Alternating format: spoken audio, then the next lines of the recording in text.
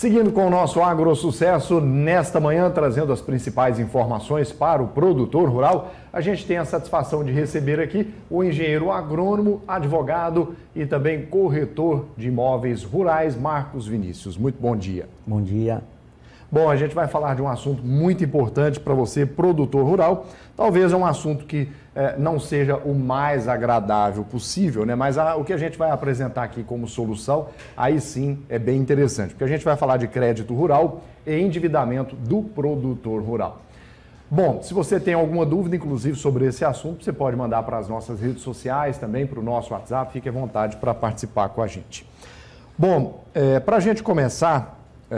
Marcos, vamos falar como é que está a disponibilidade de crédito do Plano Safra para o produtor rural. Tem disponibilidade de recurso mesmo ou é mais marketing? Bom dia, Leonardo. É um prazer estar com você aqui no programa do Sucesso. Eu vou te falar o sentimento nosso, da nossa empresa. Nós também fazemos captação de recursos do Plano Safra e a gente vem percebendo, isso é notório aí para todo mundo que trabalha na parte de crédito, que se lançou o Plano Safra, mas não está chegando na ponta. Então, produtores são poucos até o presente momento, estamos próximos aí do plantio, aqui no sudoeste goiano, então mais próximo ainda, na região do oeste da Bahia que nós atendemos, ainda tem mais prazo, mas o recurso não chegou na ponta e os juros aí também não estão condizentes com a atividade, né, com essa relação de troca, e muito menos com o que está chegando para o produtor. Então, vai ser um ano difícil para o produtor rural, em relação ao custo desse dinheiro. Pois é, a gente tem conversado com muitos produtores rurais exatamente sobre essa questão do Plano Safra, e o que a gente tem percebido é exatamente isso. Muitas vezes o produtor, uma classe de produtores, está conseguindo acessar esse recurso do Plano Safra, mas tem uma outra classe de produtores que não está conseguindo. Toda vez que ele vai, por exemplo, no seu banco, na sua agência, a informação que ele tem é de que o crédito ainda está em análise e nunca sai dessa análise. Muitas das vezes até rodou o contrato, ele já assinou e não chegou o recurso na conta dele. E reforçando que esse dinheiro é um recurso da União, recurso de política pública, tem que ser entregue para o produtor dentro da sazonalidade para ele utilizar no plantio, porque ele tem que ir atrás de adquirir insumos e compra. Então, entregando ele fora daquele momento pertinente, do que ele serve, né? Para que ele serve? Então, é interessante o produtor entender isso.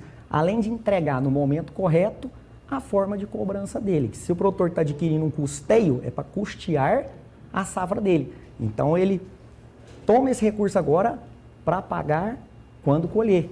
Então, até que nós vamos falar um pouquinho aqui, juros, a forma de capitalização tem que ser adequada com esse segmento dele, se ele é um sojicultor, se ele é um pecuarista e por aí em diante. Pois é, você falou de um assunto interessante que é essa relação de troca praticada pelo produtor rural. A gente pode dizer que isso já está gerando endividamento para o produtor? Então, vamos falar da relação de troca da soja. Esse termo que a gente utiliza, a relação da troca, você comprou um produto por 5 e você vai vender por quanto? Está dando margem? Como é que está essa atividade? Como é que está o equilíbrio financeiro, econômico dela? Então, a gente vem notando que a gente faz muita capacidade de pagamento para cliente e projeto para ele captar o crédito. Então, a soja ainda está com a relação de troca sadia. Só que o produtor ele veio do ano anterior com essas mudanças de economia aí, políticas. Então, o produtor ficou com um pouquinho de recurso no caixa, um deles, né, uma parte, foi lá e comprou um insumo caro, o insumo baixou. Teve alguns produtores que achou que a soja ia bater lá seus 200, ficou naquela expectativa, querendo acertar o olho da mosca e não vendeu e a soja baixou. Então, assim, tem muita gente com custo apertado para essa safra agora. Então, algum desses erros ele cometeu porque é normal, é da atividade mesmo. Agora, qual que vai te afetar mais? Qual que vai sacrificar seu negócio de fato? Então, a soja a gente vê que a relação de troca ainda está satisfatória. Agora, quando você vai falar do milho, não está empatando. Você vai falar da pecuária, pior ainda. Então, tem atividade que está tendo, de fato, desequilíbrio econômico dela. Se a gente for analisar a parte da pecuária, né, tanto a de leite quanto a de corte, tá um cenário terrível.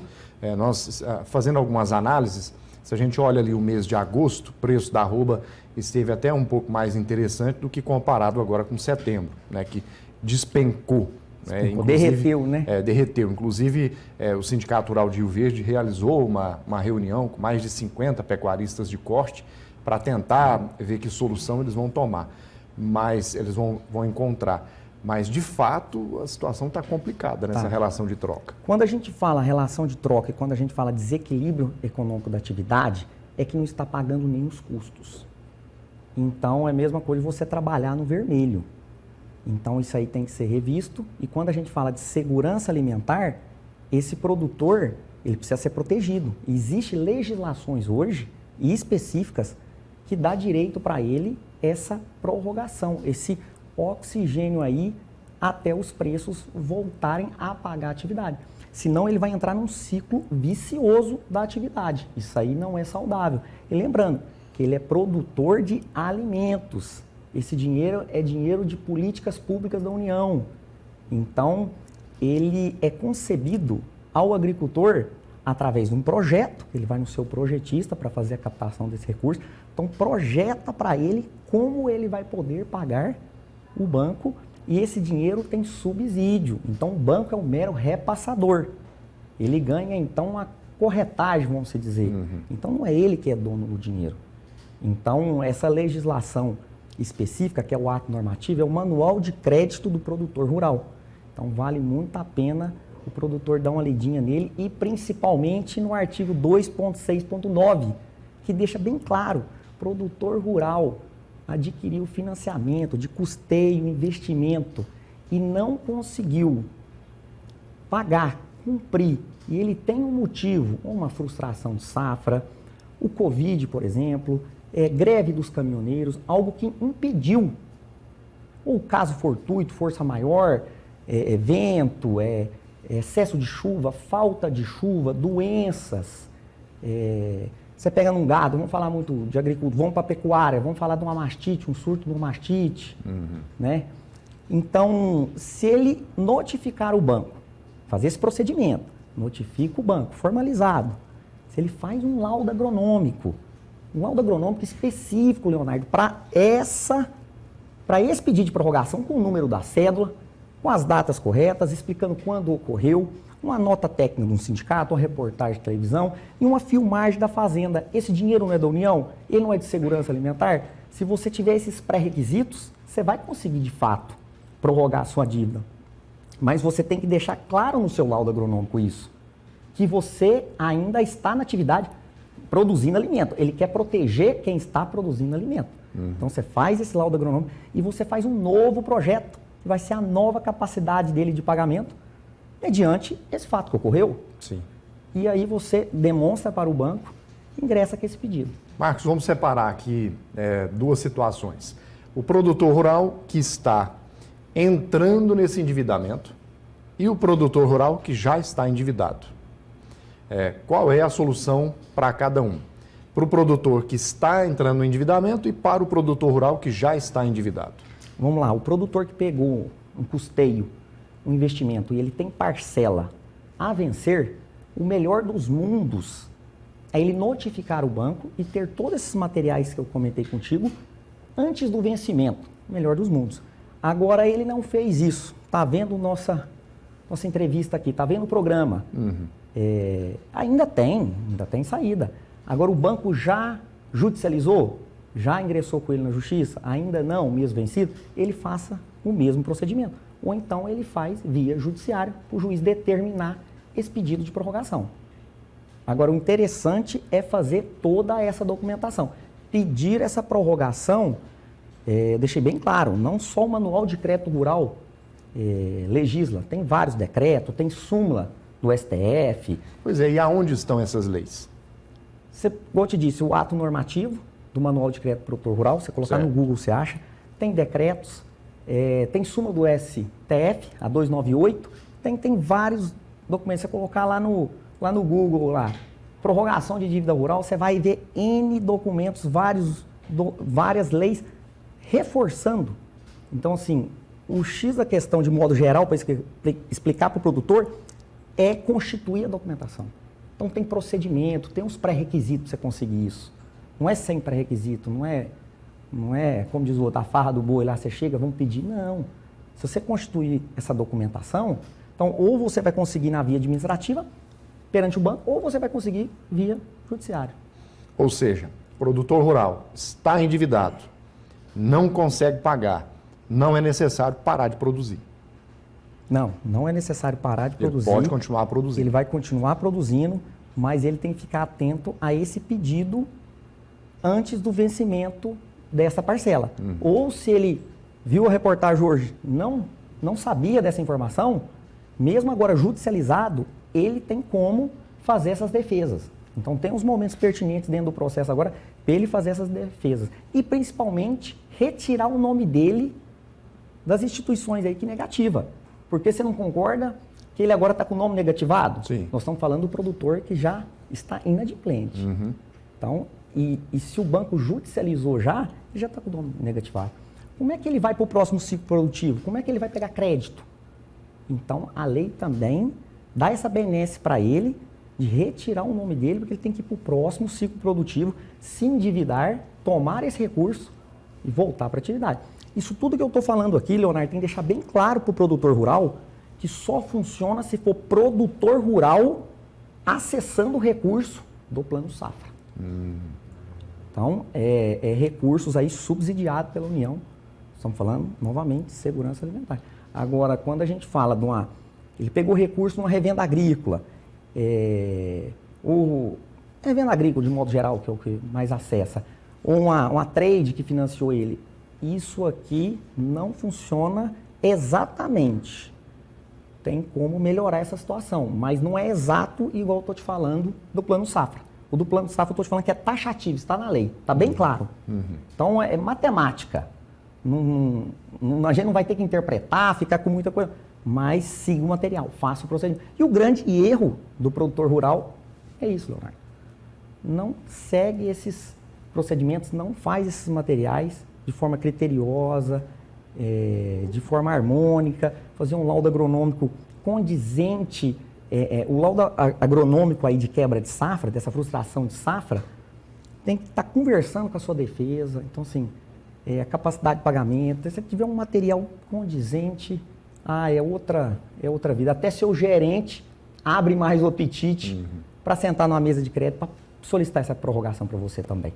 A gente conversava aqui no estúdio antes de iniciar a nossa entrevista e você tem alguns números aí de produtores que já estão endividados, né? Por exemplo, lá Minas, né, que você tinha comentado, aqui em Goiás, como é que está esse cenário? Tem muito produtor endividado? Então, Leonardo, todos aqueles números que eu falei com você, vou repetir. Hoje, no Triângulo Mineiro e Alto Paranaíba, que o TR Negócio, nossa empresa, fica em Uberlândia. Então, eu pego ali um raio, ali, vamos se dizer, de 350, 400 quilômetros, que vai dar umas 200 cidades, 200 municípios. Nós estamos com um número de 26.803. Peguei ontem esse número. E a gente atinge também o interior de São Paulo, ali, que é muito próximo para nós, está na faixa de 16 mil. Goiás aqui está dando um número bem menor, Goiás como um todo, porque eu tanto venho para o sudoeste goiano, mas como eu também passo ali o norte goiano, quando eu estou indo para a Bahia ali, região de Mambaí, Sítio da Badia, próximo ali a Brasília ali.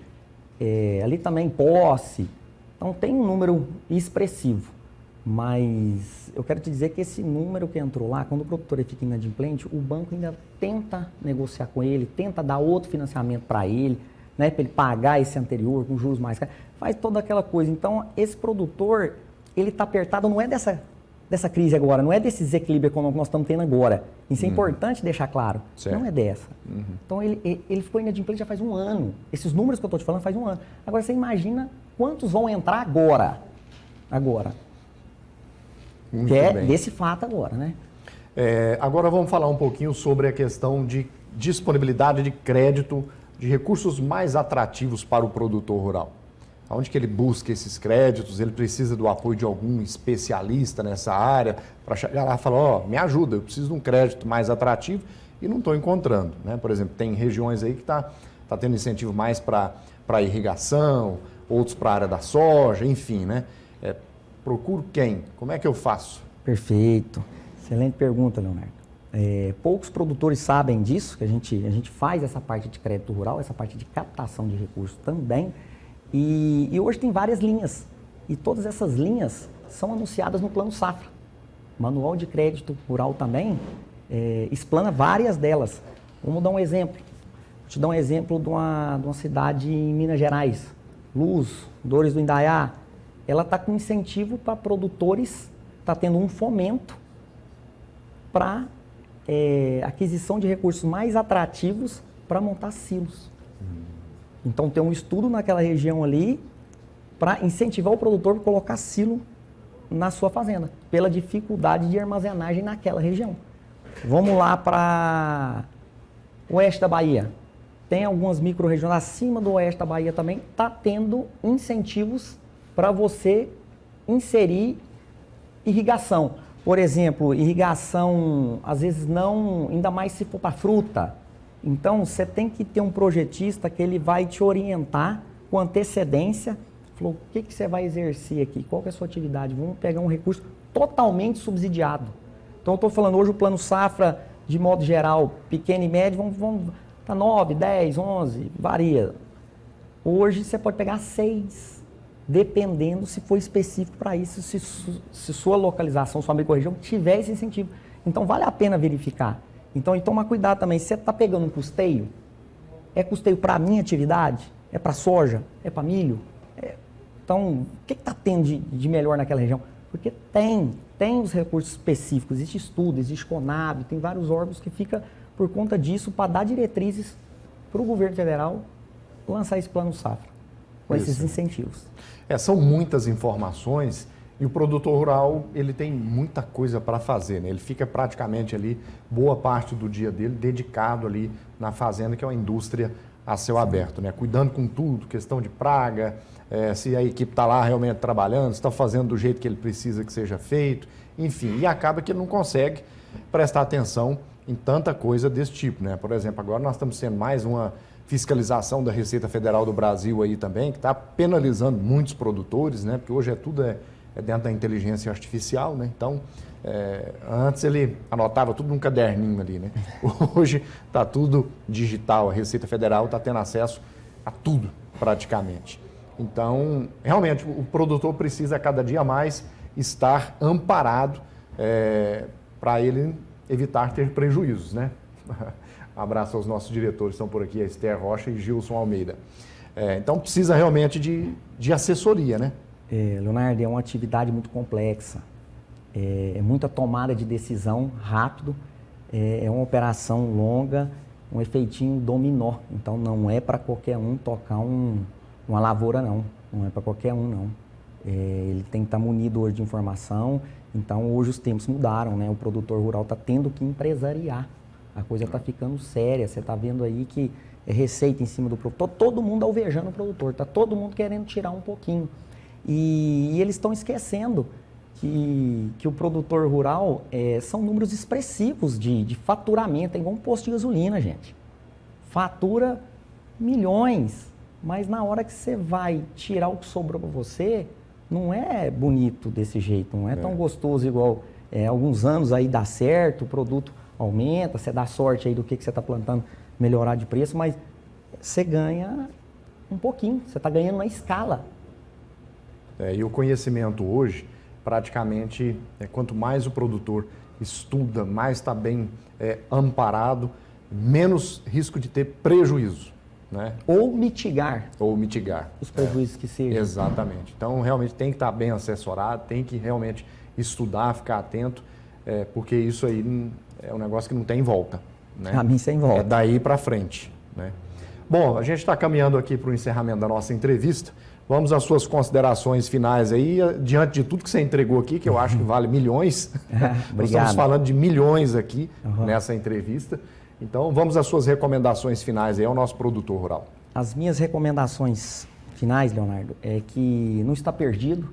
Se ele se encontra aí num endividamento aí, procurar aí uma empresa especialista em crédito rural que dê essa assessoria para ele e que aquilo que nós externamos para ele, ele vai conseguir medir se esse profissional próximo dele ou que ele tenha confiança Está fazendo sentido a conversa dele, porque não tem milagre. Temos que fazer todo esse arcabouço de documentação para conseguir, de fato, essa prorrogação. É uma profissão linda, eu sou apaixonado pela agricultura, pela atividade rural de modo geral, então é uma puta de uma atividade, é segurança alimentar, é nós que estamos produzindo alimento aí para essa nação, o que o Brasil representa hoje aí na produção de alimentos, temos um clima tropical, temos tudo de bom aí para produzir, é só o governo não atrapalhar, não precisa nem ajudar, só ele não atrapalhar. Mas então, produtor rural, eu quero que ele capte essa mensagem e que não está perdido, que pode agarrar firme, igual ele sempre agarrou, procurar bons profissionais aí, com essa reportagem aí, com o seu programa que vem trazendo excelentes informações, excelentes profissionais, e que ele saia desse aperto que é só um momento. Isso vai passar. Produtor rural brasileiro sabe produzir. Isso aí é fato. Isso aí você pode ver várias reportagens. Ele sabe produzir. Aonde ele peca? Ele peca nessas partes administrativas, nesses detalhes aí. Com certeza. Marcos, muito obrigado mais uma vez. Muito sucesso para você. Obrigado. Prazer.